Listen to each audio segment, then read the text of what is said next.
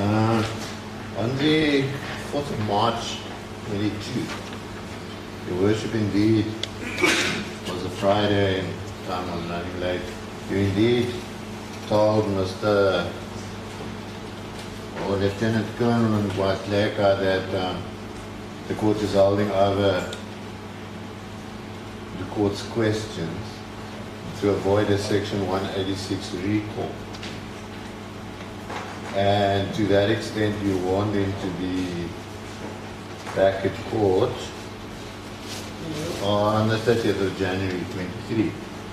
And in fact, he did come back to court on the January 23. What happened then was Your Worship addressed Mr. Hodes and asked him if he had completed his cross-examination. We then reminded you that all questions, including re-examination, were completed, and the court had asked the witness to return to avoid a Section 186 recall and for questions in clarification. Mr. Malema was then reminded he was under oath, and after a long pause, Your Worship said the court has no questions in clarification. This is the record that I'm reading. Okay, And excuse the witness. I'll get my transcription, I'll have it in my office. I'll also read from the charge sheet for you, Advocate. Yeah. Of course, we don't dispute Your Worship's right to recall any witness to clarify certain aspects, but I just wanted to make sure that this is placed on record. Not a problem. Thank you. I'll also just said, well, I can either waste time now and go and get it, or we can continue with the I think we can witness here. continue. But just a minute. I recall precisely on the 30th of January, which is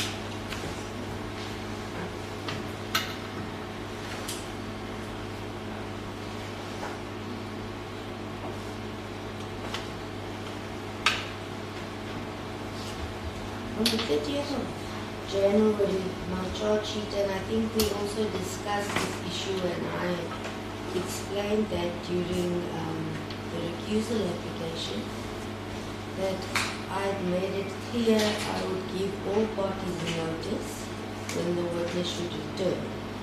The record doesn't reflect what's written that he was warned, but I will check my transcription.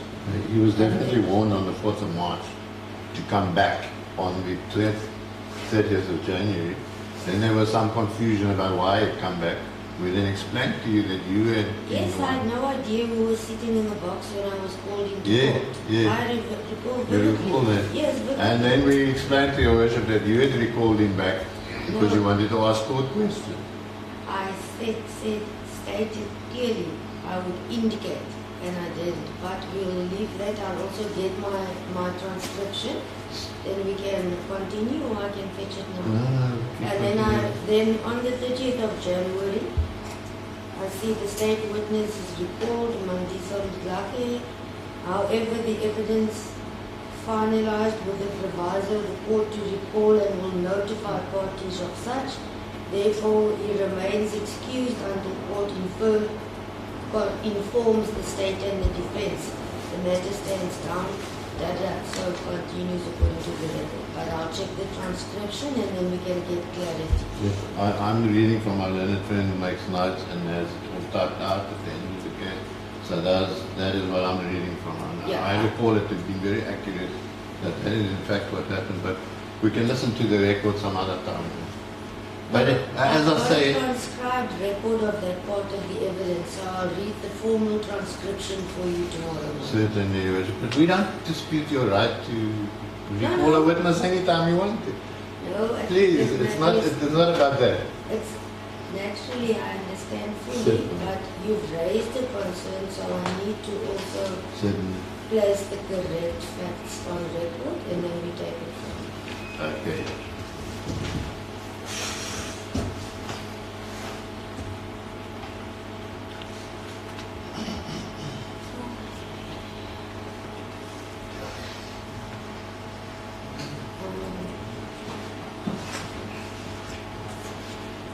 Okay, so for record purposes, the aspect raised, then I'm just reporting on the charge sheet. It's raised to be clarified tomorrow before we commence. Absolutely. Thank you. Advocate Caesar? Thank you, Worship. The state calls the next witness, Amanda Yvonne Steenkamp.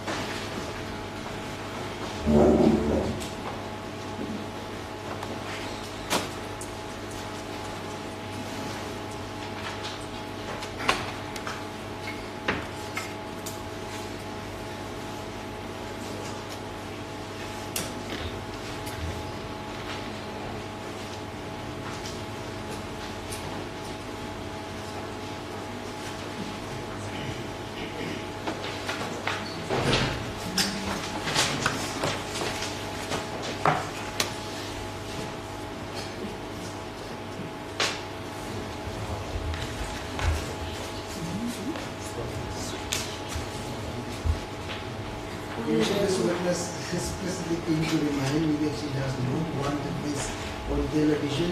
Audio is fine. US? Audio is fine. Just audio. Oh, No audio. question. I thought it only US. For the record, the defense ready for accused 1 to proceed and for accused 2 to proceed. We ready. Thank you. Media, you've noted the specific request. Thank you.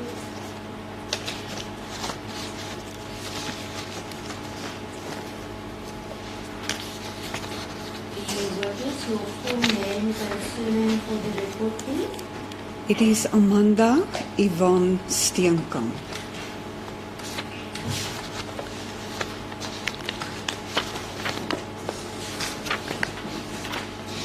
Do you have any objection in taking the prescribed oath? No. Ja. Do you then swear that the evidence you are about to give will be the truth, the whole truth, and nothing but the truth, so help you God? So help me God. Thank you, Mr. Alvarez.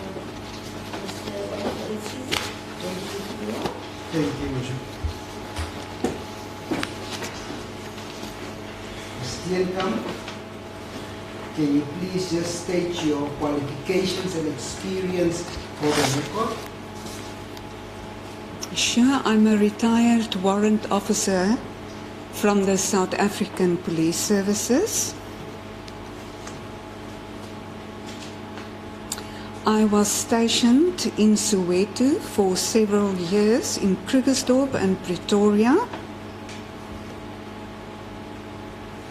I was qualified as a facial identification specialist.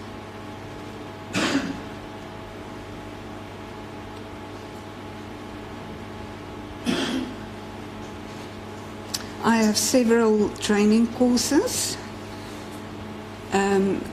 It is divided in facial identification identikits.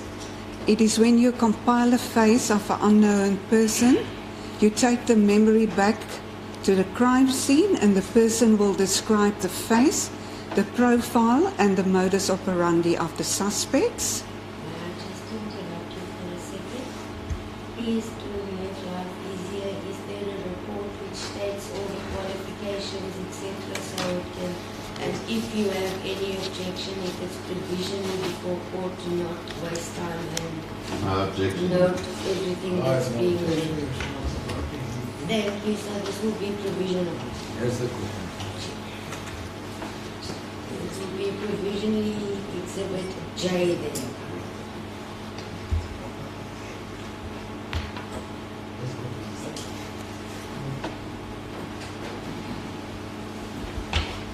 Sorry for that, Agnes. That is fine. I have several training courses in how to compile faces, and that was presented by Dr. Chris Solomons of Vision Metric, and he is from London, and the training courses was in Pretoria.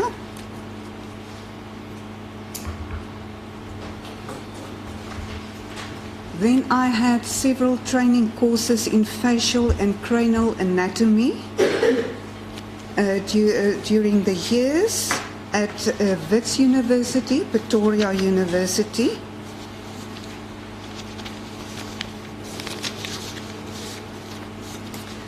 And now I will read from my statement the courses that I have done, in short. Okay, but before I'm going to do that, my daily work was to interview complainants regarding crime scenes. I must do two-dimensional reconstruction of decomposed faces. I was also doing facial comparisons, you call it morphological assessment. And sometimes on request, I had to sketch jewelry that was stolen, unique items, and that is in short. Now, if we go to my statement, I see it is marked A20.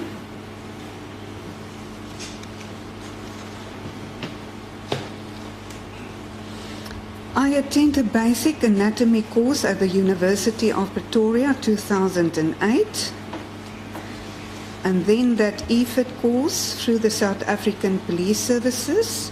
In 2012, I received an international presented facial comparison and image course presented by Professor Caroline Wilkinson from the University of Dundee at the University of Pretoria. In 2013, I attended a refresher course in facial comparison through the University of Pretoria. In 2015, I attended a refresher course in facial comparison at the local Criminal Record Centre training in Pretoria. In 2016, I attended an international facial comparison symposium presented by Professor Caroline Wilkinson, where I presented a case study. In 2017, I attended a refresher course in facial comparison at Wits University. I testified in court, regional court, and in high court cases.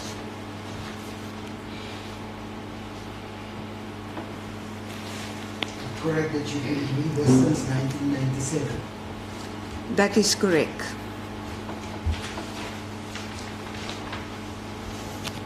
Now, on the 3rd of August 2018, you received certain exhibits in connection with this case, is that correct? That is correct, yes. Can you explain what you received and what was the purpose of the request in that regard? Okay, before I can elaborate on that, I have to explain to the court, because it's a new field, facial comparisons. People don't know about it. So I will just read the purpose for doing such a request. A facial or image comparison is the purpose of using facial comparison and image mapping techniques to determine the individual value of the forensic evidence from crime scene footage. The technique is a manual process undertaken by an expert using two categories of facial comparison, namely facial review and facial examination. And the South African Police Services are accredited by the Facial Identification Scientific Working Group, and we follow their methodology while we're doing this.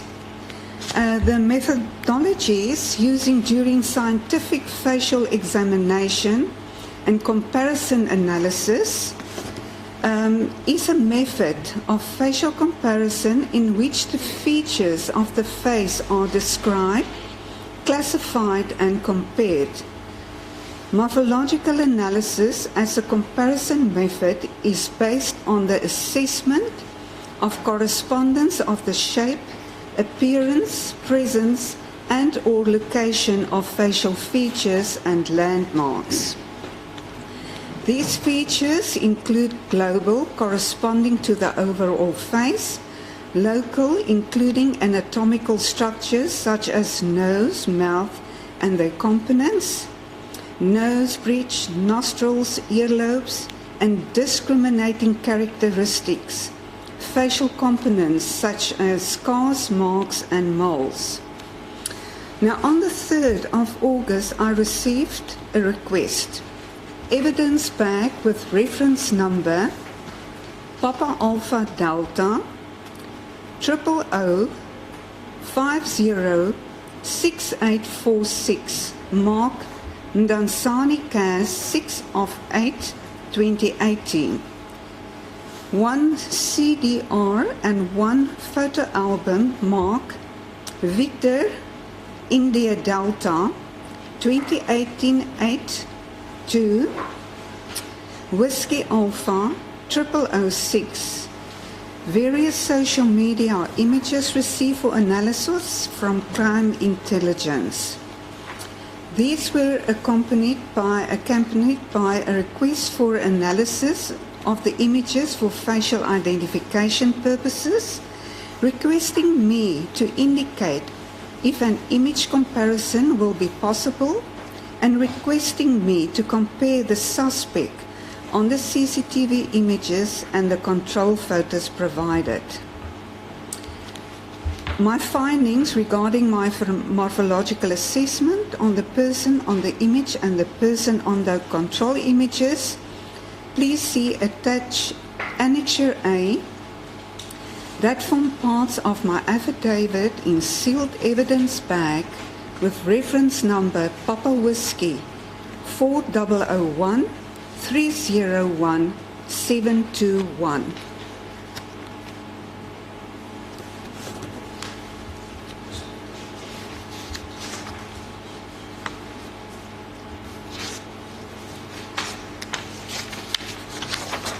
I want you to concentrate on Annexure A.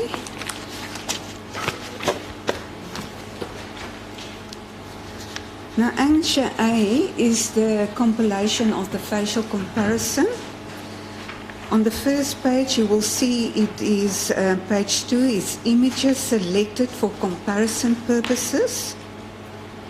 So as on page 3, and then you will get the chord chart on page 4 and 5.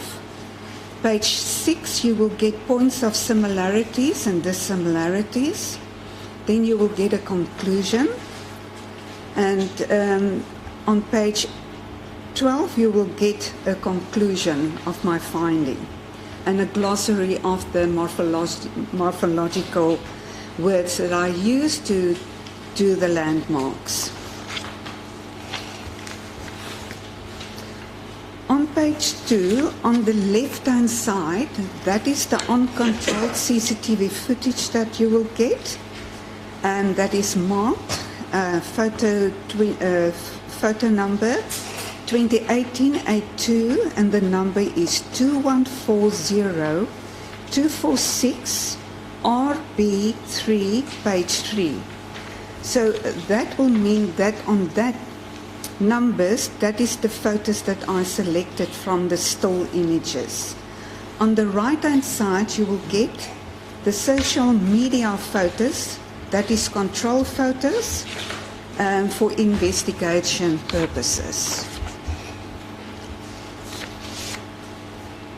Now we must go to page 4.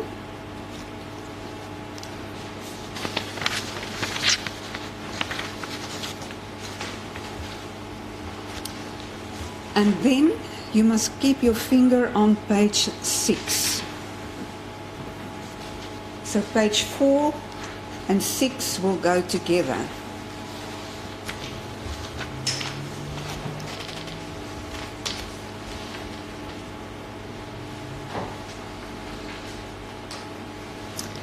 Page 4, the one point that I marked out is similar shape of the cranial vault. Then we can go to point number 2. Similar size, shape and protrusion of the left ear. Number 3. Similar length, width and shape of the nasal body. Number 4. Similar shape and angle of the nasal tip. Number 5. Similar shape and thickness of the right alar. Number 6. Similar prominence of the right lower eyelid. Number 7. Similar forehead hairline shape. Number 8. Similar relative height, shape and prominence of the forehead. Number 9. Similar prognosis of the upper mouth complex. Number 10. Similar prominence of the left cheek. Now the points of similarities is what you get doing a facial comparison is the distance, lens, camera and angle used to capture images like 1, 3 and 6 are different than the distance, lens, camera, angle used to capture images 2, 4, 5 and 7. The reason why? The angle of CCTV footage is live images. The angle, the lighting, everything you must keep in mind when you do your comparison. While control images is taken under a control environment, the light levels will be different. Right, let's go to page 7. My conclusion was positive on the person. Considering the correspondence of general class characteristics and the presence of individual identifying unique characteristics that were found during the analysis between the person in the CCTV images on the left side of the core chart and in the control images on the right side of the core chart, it is found that the person in the CCTV images and in the control images depicts the same person. Now we must go to page 8.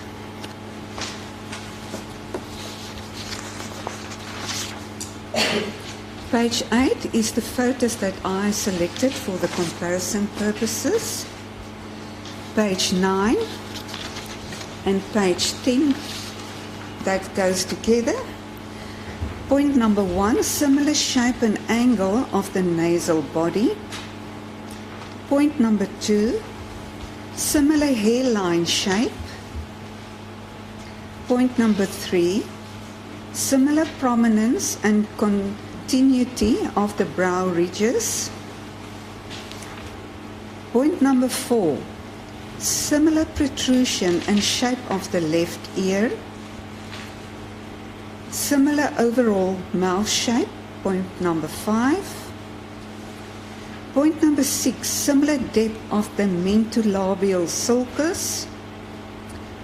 Point number 7, similar shape and prominence of the chin. Point number 8, similar contour of the face on the right side. Point number 9, similar prominence of the lower eyelid. Point number 10, similar prominence of the right buccal crease. Point number 11, similar fullness and shape of the right cheek. Point number 12, similar size and protrusion of the right ear. Point number 13, similar relative height and width of the forehead. And my findings there is positive. It depicts the same person. Let's go to page 13.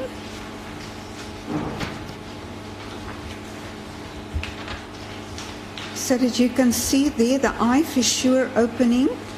What is the eye fissure opening? It's the opening of the eye. The crease between the lower eyelid and the bottom of the bony orbit is the crease that you get here. The nasolabial crease extends from the nose to the corner of the mouth. It is the crease from the corner of the nose to the corner of the mouth. The raised brow ridge is the bony part above the eyebrows.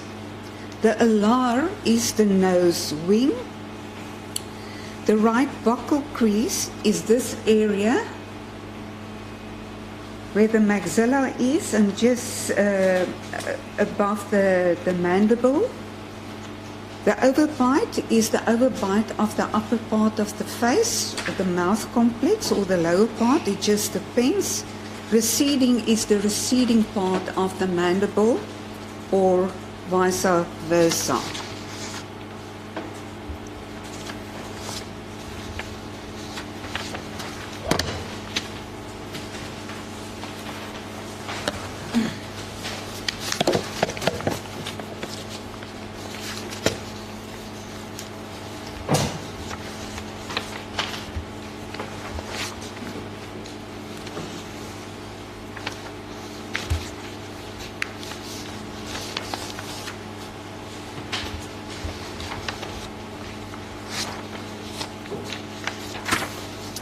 Right. Then I also received a request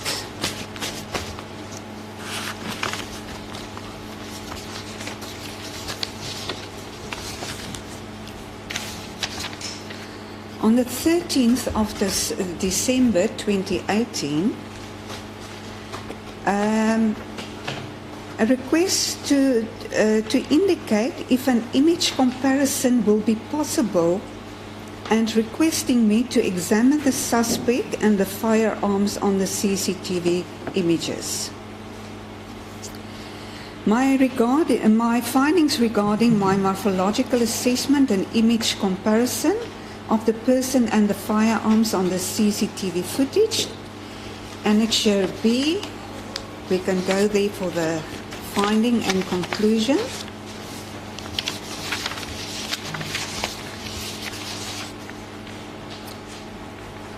According to a holistic comparison, there are correspondence between global face components of the person in the CCTV images and control images. However, due to the poor quality, light levels, angle, and distance of the CCTV cameras, the CCTV footage is too low to mark out specific individual characteristics on the face and on the firearms. Due to the light levels, angle and distance, as I said, the CCTV footage is too low to mark out specific discriminating characteristics on the firearms.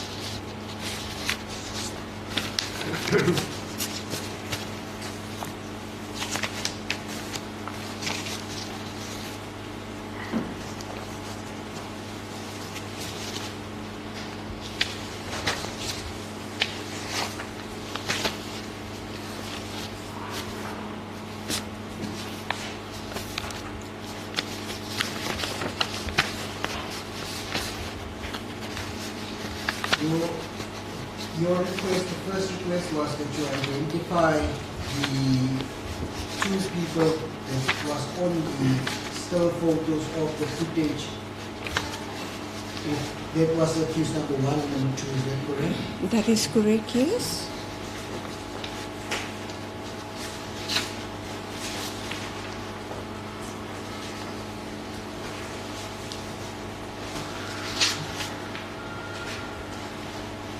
First images that you examined from the lower, that was from the viral footage that you had to identify? It was still images from the viral footage, still images.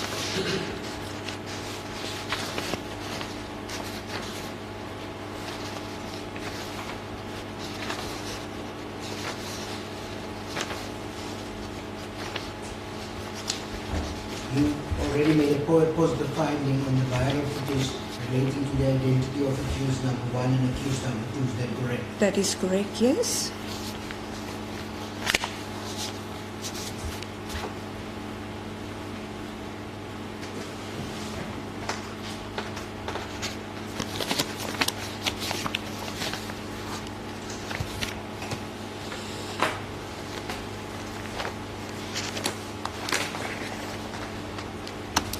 The second request is that you make identification from the still photos from the gear house footage. Is that correct?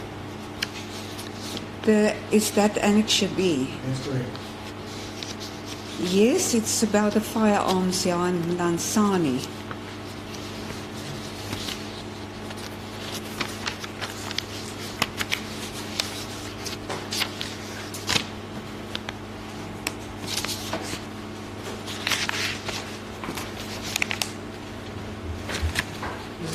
I didn't understand what was the issue with the firearm, what was the specific request, what did you have to do in layman's terms?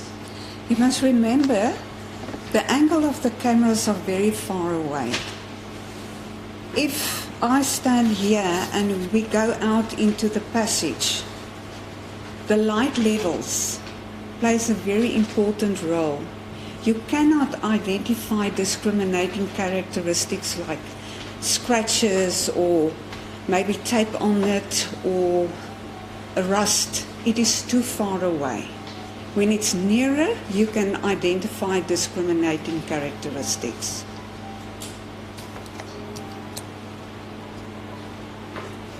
Useful. I'll wait for you to answer your call, because what about phones being off, phones being off is not clear. Thank you. But, as I said, if you look to it holistically, the shapes, the correspondence of the shapes, you can see shapes, they're similar shapes, but you cannot discriminate on discriminating factors that is individual, that is unique on these firearms, because the distance and light levels were poor.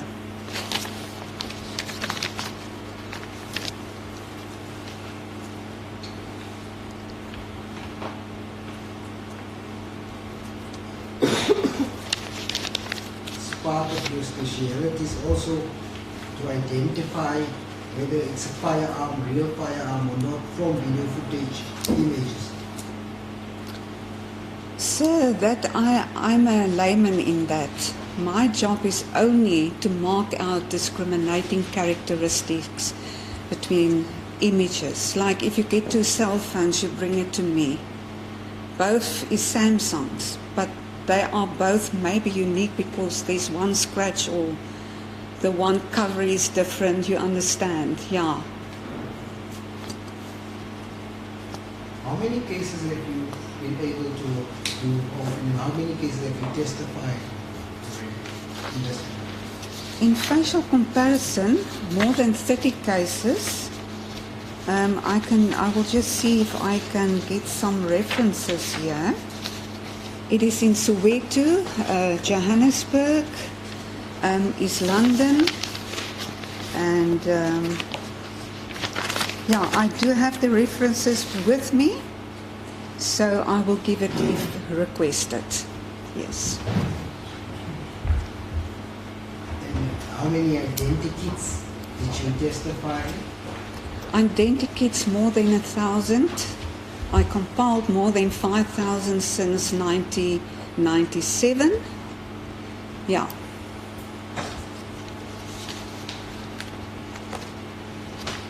Were you ever given an opportunity to look at the actual footages that The footages that we are speaking about now? Yes. No.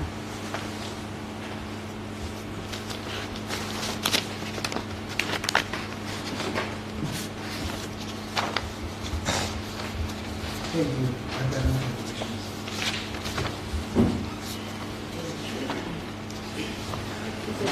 Thank Thank you, Your Worship. Yes, Your Worship. I don't want to sound like Your Worship, but I've just got a few points for clarification. Just No want to- pun intended. No, just to clarify. Excuse me, Madam. If we have regard to your first report, that of the facial analysis, there at paragraph 6, and the exhibits received, it's 820, you say on the 3rd of August 2018 you received the following for analysis. Evidence bag with reference number PAD 000506-846, Martin Dansani, CAS 06/08/2018, one-time CDR and one photo album marked VRD 20180802WA 0006, various social media images received for analysis from Crime Intelligence. Am I to understand that you received a CD of a video and a photo album? That is correct, yes. And did you look at that video?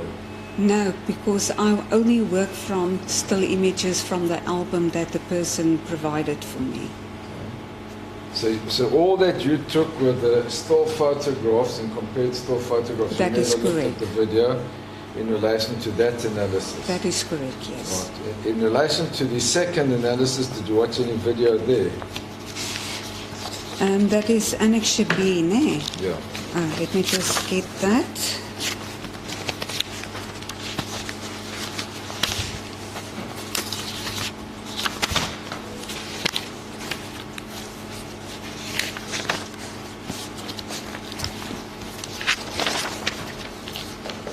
You'll find it at So many paragraph papers. 6 on A98. And that is in December, 13th of December, if I can remember.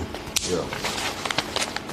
There you are. And you say here, Okay, sealed evidence bag. exhibits received and analysis requested on 13th of December 2018 received the following for analysis: sealed evidence bag, PA 60034569475, marked Dansani CAS 06/08/2018, containing one-time CD, Yeah.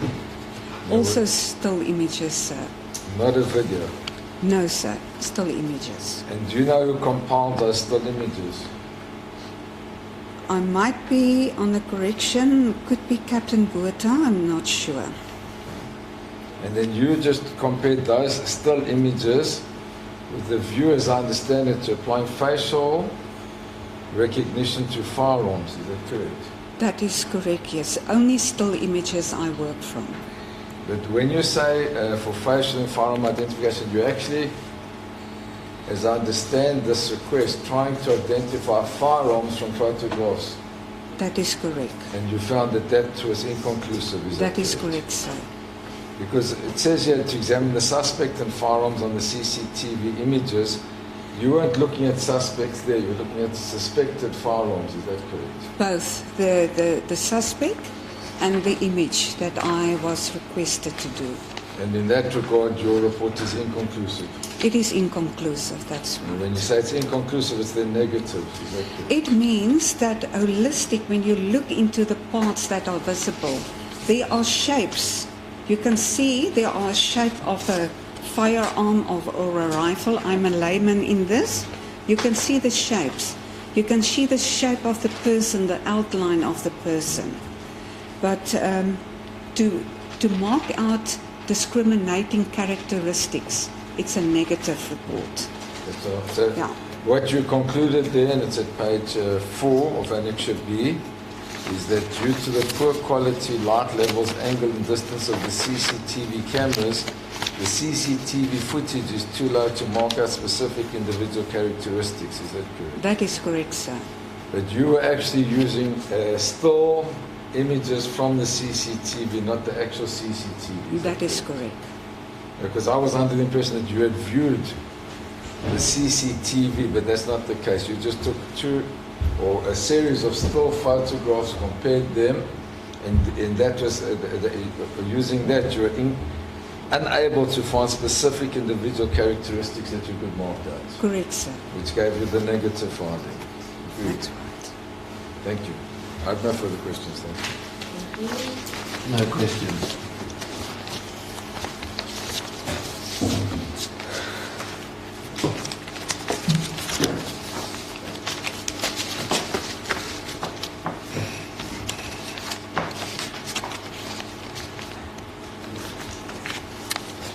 The examination procedure. I've got no examination. Right, just before that, maybe before when we, as we said provisionally, may Exhibit J now be accepted as As a exhibit. court, please. There's a court I have case. no objection.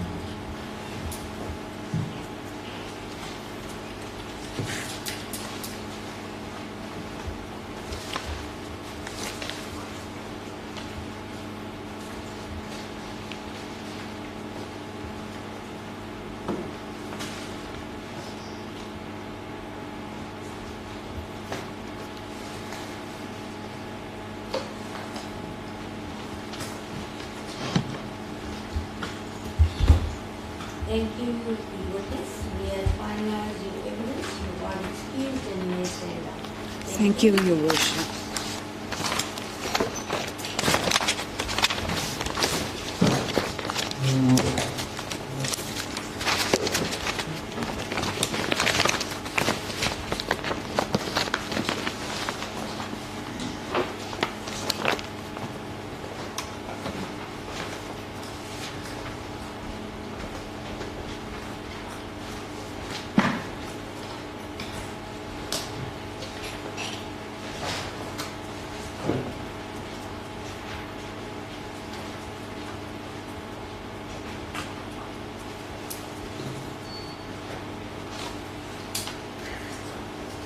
Thank you, Worship. Worship, that is the number of witnesses we have lined up for today.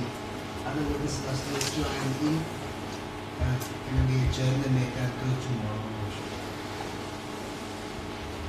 Do they now know how many witnesses are lined up for tomorrow? Tomorrow there are 3.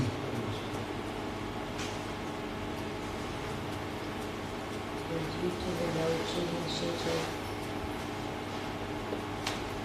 staff will put more than that. We might be able to put in an extra one depending on whether we get there is somebody who can testify tomorrow, so 4. And I think I'll be closing my case probably if we finalize all those witnesses tomorrow. Then the ballistic expert should also be present tomorrow. I did send him a subpoena already, Worship. I haven't contacted him. I will find out now since we adjourned.